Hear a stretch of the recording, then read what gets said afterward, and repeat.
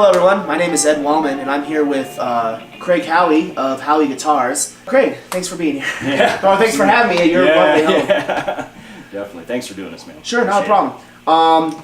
I wanted to do this. You recently built me this amazing guitar. And as part of my thanks to you, I just wanted to create this video and kind of get your story out to everyone else and talk through the process that we went through and how special it was for me to be a part of. That was fun. Why don't you kind of walk us through like how we got here? Yeah, so let's see. So Howie Guitars has been going for almost 2 years, I believe. I can't remember the exact date we started. But yeah, we met through a mutual friend at Silver Creek, Bill Legg, and I was there doing a presentation for Silver Creek and for the class. And My History of Rock class. Yeah, and you talked over, you heard the guitars and you'd seen them, and we had talked a little bit about building you a custom, and so finally we just got together and met at Wibby Brewing and laid it out, so yeah. Yeah, it was a cool experience. I mean, we literally met at a brewery that you and I have attended several times. Love that place. And you had a sheet of paper, and we were there for maybe an hour and a half, and kind of just went down and checklist everything that we wanted to do. Yeah. And things changed along the way, but it turned out absolutely stunning. Oh, same. Thanks, man. Yeah. Yeah, it's custom is very special for me, and it's difficult because I'm always afraid of not capturing what the buyer wants. So what I really try to do is every time there's a crucial decision, I take a break and say, what do you think of this? Yeah. And so that's what, we really try to, and along the way, usually I end up learning something that I want to apply to the guitars that I sell in general. So like that knob configuration, I think I'm sticking with that from now on. You and I came up with that, but I love that. It's perfect, so. You definitely were with me every step of the way, or I felt like I was with you every step of the way. Yep. Every single time there was any sort of like last chance decision on something before we moved forward, I felt like you were just, hey Ed, come on over, take a look at it, see what you think. Yeah. And and it was great. I felt I liken it, so you'd send me pictures and text messages, and I liken it to seeing the ultrasound of my baby. Right. If I had a kid, it's like every step of the way, like, oh, here's the neck, here's the head. Right. And I remember telling my friends, like, oh, I just got a new message from Craig. And would always show it off to everyone. And it was, I felt so involved the entire step of the way. That's and cool. You said, exactly what I wanted to have happened. And you had some input and kind of pushed me down the direction sometimes when it needed to be done. But overall, I couldn't be more happy with just the process and the product itself. Yeah. Why don't we go ahead and talk a little bit about Howie Guitars? Yeah. So, how long have you been doing this? Boy, I think we're coming up close on 2 years now. I remember going on a trip to see my father-in-law. It was a little bit after Christmas, and during the trip, I was just fed up with my current job, and was like, when I get home, I'm going for it. We're just doing it. I just went out in the garage. Nobody told me how or what, and I just made a mess. Just started making a mess. Yeah. So when you first started building your guitars, you didn't look up how to build a guitar. Right. I played a guitar since I was 12. It all started with my dad has an ES 330 that he gave me from 1964. Grew up playing that, learning that, and so I was constantly kind of learning, how guitars were developed. So I had an idea. I had this general idea, but no idea how they did it. I knew what it should be, but not how to create it. So that's just started screwing up, fix that. And my wife always talks about failing fast. Fail fast, fix it, good to go. Unfortunately, it can be expensive. So, you start off with some cheap wood and, really crappy parts and stuff. Yeah, well, they say you learn more from your mistakes than you do your successes. So much. So fall off the horse, Yeah. So... And then I read 2 books that really changed everything for me. One was called How to Fly a Horse. Another one was called A More Beautiful Question. And it really brought up the idea of beginner brain, which basically is the idea of doing something that is not new, but you don't know how to do it, but you do it just from your own perspective, and so you maybe come up with things that nobody's ever done. You know, so for example, one of the biggest differences between my guitar and a normal semi-hollow is I don't bend wood at all. I carve it out of a solid piece of maple, whereas Oh, okay, I didn't know that. So yes, you know, and same with yours. There's no bending at all. It's a solid chunk of maple that is hollowed out with that shape. So it's, to me, it's more structurally So sound. that's what kind of gives it a little bit more it gives weight more to it. heft, yeah, and then that allows me to go into all the crazy things I've done with the Nautilus Shells. And Yeah, it everything feels, inside. I want to say, it just feels sturdy. It's beefy. You know, yeah. and you can look yeah. down inside the F-hole and you can see the thickness of the top. Right. And right, I yeah. mean, I don't intend on dropping it, but I felt like if something ever happened, I don't feel like it would just Yeah. fall apart on me. Yeah, it'd be good. It feels sturdy, and it's a heavier guitar, but it's not overly heavy. Exactly. It's reassuringly heavy. Is what I Right, say. yeah, it's not like you're picking up a toy or something. Yeah, Yeah, I mean, know what if you mean. you've picked up like an Ibanez before, Yeah, they're a little the- disconcerting. Yeah. not disconcerting. It's surprising how light they are. Yeah, And then yeah. you picked up guitars that are just bricks. And I Right. think this is like the kind of like happy medium Right. of that. Yeah. So, in designing the guitar and the whole theme of the beginner brain and everything, I just went to. I have a mathematics background. Used to be a high school math teacher, and I've always been obsessed with the golden ratio. And so, when I decided on how to design a body, I thought, well, I'm going to use the golden ratio somehow. So I started with Nautilus Shells. This is a pretty far evolved version. It's not the latest, but this is pretty close. What this does is Well, what am I looking at? yeah, basically, yeah. So these are Nautilus Shells, which are nature's perfect example of the golden ratio, and this is the internal part of an escape body. The Griffin model has just one set of shells Up here, right? Up there. Yeah, the bases have two down here. So this is the middle, basically, and then the top and the back are carved. Also, with the golden ratio, there's a lot to it that I could talk for hours about. But what this does is this creates different densities. I mean, I hear a lot about wood. Everybody talks about tone, and wood is you got to use spruce, you got to use blackwood for this top and this and that. And I agree, wood makes a big difference with tone. But Because of how it resonates. right, but I got to thinking, what about shape? Shape resonates differently. So that's the road I went down. Now I'm really getting into the wood as well. But basically, the shape vibrates and resonates differently. And so in tweaking, we kept tweaking where the shells are in relation to the bridge. And then what we've learned to do is find the different points on this internal body that resonate with different frequencies. So what's going on here is your main point of vibration is your bridge, and then we took an electric toothbrush and we attached it to the bridge, set it off, got a piezo mic, and just moved it around, and we hooked it up to a frequency monitor, and they're like, well, oh, whoa, that's bassy, okay, up here, oh, here's treble, here's, and we found all these points, and then we go in and say, okay, well, I'm gonna embed a piezo here because that's treble, one here for bass, and then you can mix and match them in certain ways. So that's what's going on with the latest Howie guitars, is that they have piezo pickups embedded in strategic places to give you another set of tones.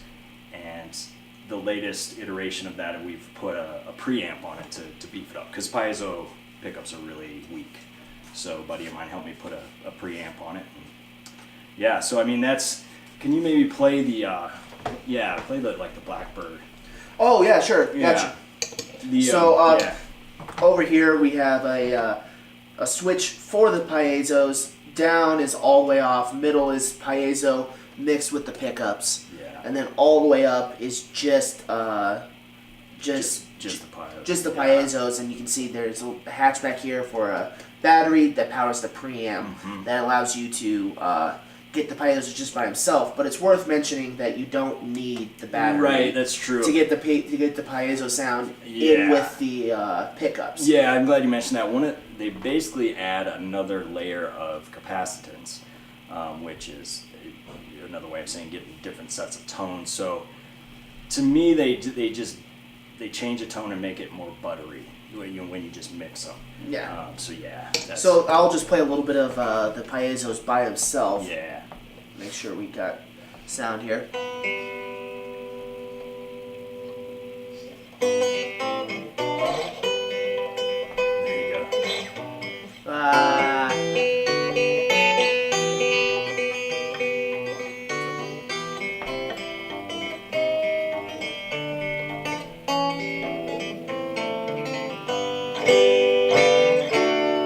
As a, it's like a not distorted lo-fi. Yeah. That's a really good way to put it.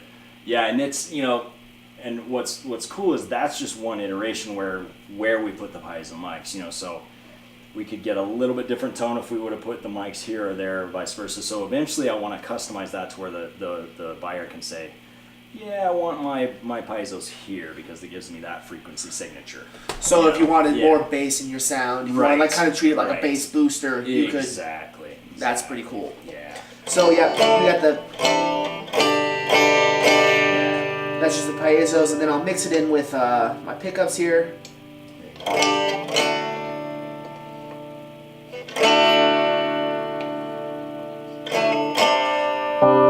you go. There we go. Yeah. So.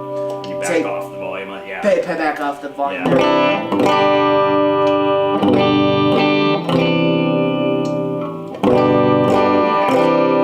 Butters it out. Yeah, kind of. That's a really great term. And you can run through some distortion as well, and it. That's my favorite way. Yeah, just a little bit of distortion here. Let me back off here. Yeah. Gotta find that.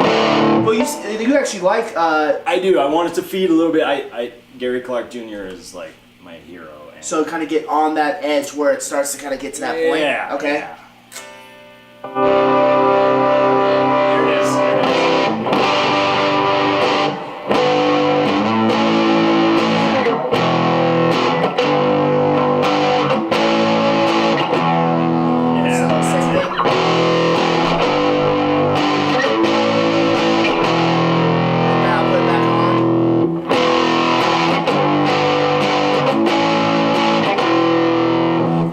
Yeah, and it's like it gives it some mud.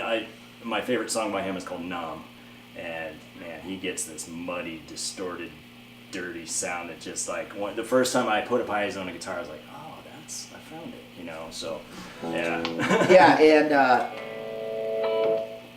it's hot. They're hot. Yeah, they are hot with that preamp. And so going back to just the versatility that this offers with.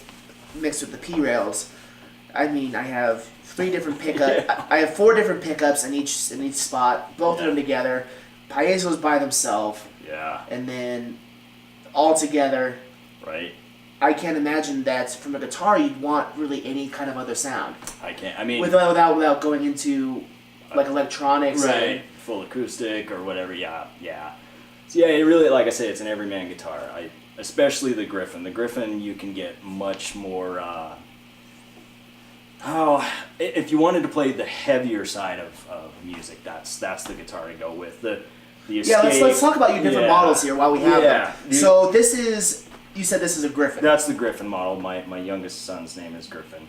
And can you get it solid body? Yep, you can go full solid if you want. It's a little bit heavier, and I go a little bit thinner with it.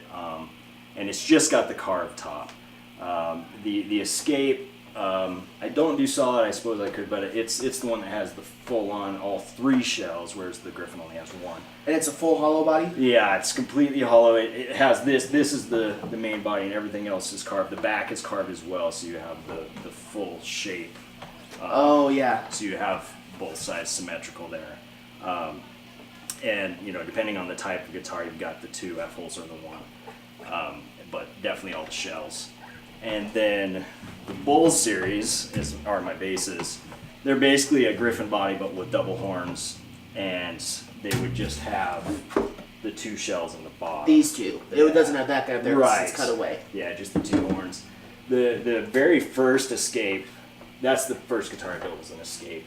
the very first Escape also had a shell up here. It is based off the Nautilus Shell as well, but it was just a pain to carve. And there's not a lot of space to work with up there. Yeah, and that's the other thing I should say is this is the last Escape body that I carved completely by hand with a hand router. And Ed's is the last finished guitar that was done almost all by hand.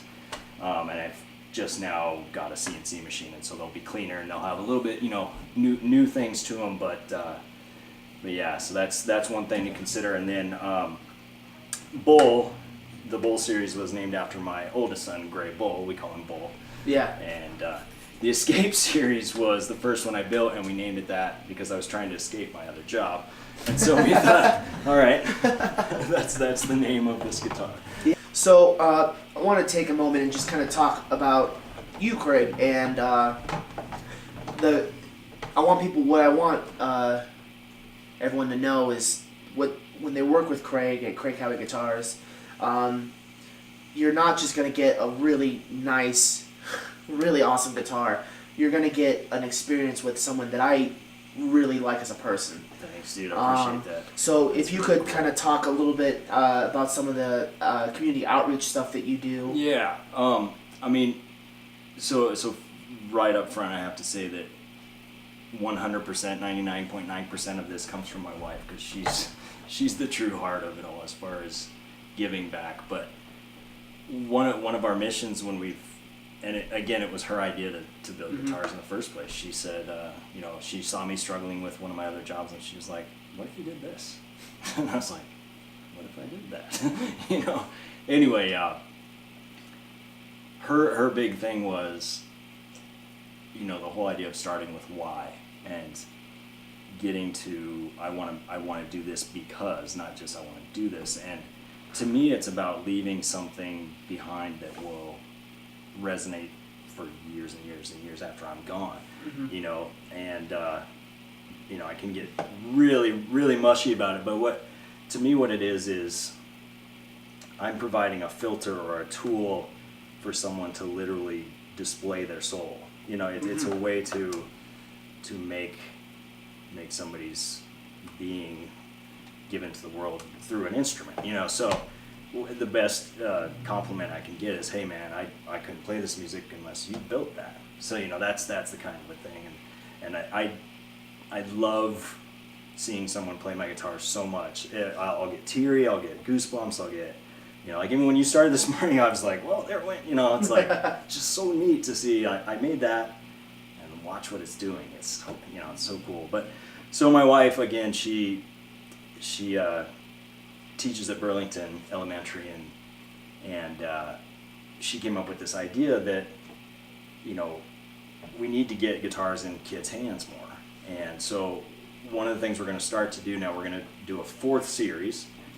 So we got Bull, Escape, and Griffin. Yeah, and my youngest son Griffin came up with the name for the series called the Phoenix series. They're reading Harry Potter right now, of course, and but it's going to be basically I despise having to waste any wood, so we're basically just going to take any scraps that we can, laminate them together, and create a solid body guitar called the Phoenix.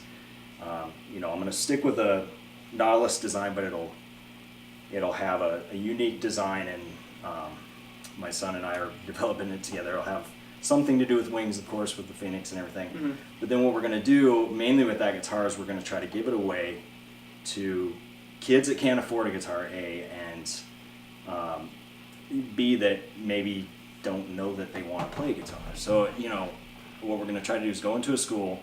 I'm going to explain to them what a guitar means to me. I mean, it's life. Yeah, it was a journey for you. Oh, it's one of the main ways my dad and I have connected in the past. It breaks down racial tension. It's an amazing tool to me, and so that's what I want to talk to the kids about. And so we'll go to. I think we're going to start with just one middle school year. And we're going to give 2 guitars away, one to a boy and one to a girl, because we're also really passionate about getting more girls playing guitars, because there's girls can rock too. Girls, we need more girl guitar heroes. We do. There's not enough. At least there is enough. They're not being recognized. That's okay. What needs to be said. So anyway, we're going to give them away with a small amp. We're going to get, probably I like your idea of getting a small orange amp, make sure it has headphone jacks so they can take it home and start to learn. We're going to give them, you know, like 5 lessons with it, and then we're going to track those kids. And my number one goal, I should say Jen's number one goal that she's Sure. taught me is I want to produce a guitarist that will take that through their life. You know, something that will make them just, wow, okay. And then the other thing Jen came up with, again, worrying about wood, is she's going to try to set it up so that we can plant 1 tree for every guitar built. Oh, cool. So, you know, wherever that's going to be. Then eventually make a guitar out of it. Right, yeah, there we go. Let's just keep it rolling. So, yeah, those are the main things for now. But, yeah, that's... And kind of going back, you're giving these guitars. Yeah. You're not going to sell them. No. I mean, I think I might sell the Phoenix, you know, as a series on the side, but I want that guitar to be, that's what it's about. It's about giving back. Creating guitarists. like a phoenix. Yeah, there you go. Yeah, rising from the ashes type of an idea, and hopefully a kid that's never played guitar before that grabs it and says, "Whoa," you know. Yeah. Yeah. So. Well, if it's anything like these, they'll be getting a great instrument. That'd be awesome. So yeah, so that's the idea. Yeah. So, Craig, I want to thank you again for sitting down and doing this. I really appreciate it. Josh behind the camera, thank you, dude. Yeah, JRP Media. This is a great instrument.